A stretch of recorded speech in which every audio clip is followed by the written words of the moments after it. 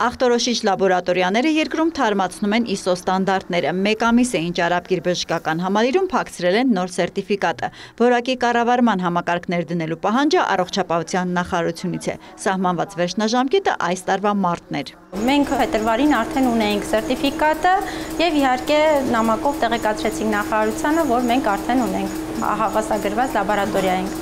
Այստեղ սիրում են մեջ բերել այն ինչ անում ես գրի, ինչ գրում ես արա ոսկե կանոնը։ Գործընթացի պահանջներն ասում են բազմազան էին տեխնիկական որոշ նրբություններից մինչև աշխատակիցների ու բուժառուների համար ուղեցույցների մշակում, այցելուների կարծիք գնահատումից անձնակազմի հաստիքացուցակին համապատասխանություն։ Իրենք բժշկության այն օղակն են, առանց որի հնարավոր չէ կազմակերպել հիվանդությունների ախտորոշումը թե մեծահասակների, թե երեխաների համար։ Հիմա նաև նորածնային սքրինինգով են էնդոկրին որոշ շեղումներ հայտնաբերում, նկատում լաբորատորիայի ղեկավարը։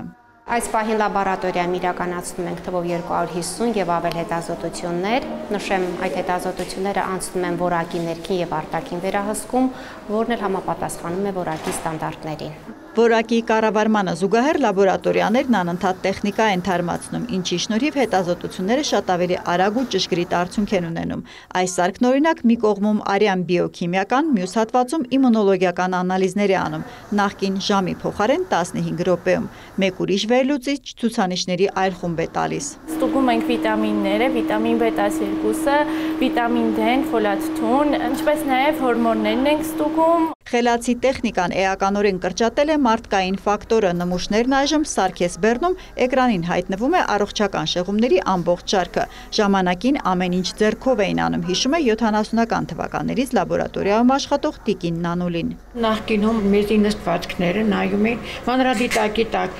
տարանջատելով լեկոթի, տեպիթել, բայց հիմա այդ գործողությունները անում է անալիզատորը, որը ավտոմատ կերպով ինքը դիֆերենցիում է բոլոր էլեմենտները։ Այստեղ ասում են հիվանդի խնդիրն առաջինն իրենք են տեսնում, վստահեցնում, պատասխանը լաբորատորիայից ելք անում առողջության մաղթանքով։ Հերմինե Բաղդասարյան, Ժիրայր Հաբետյան, լուրեր։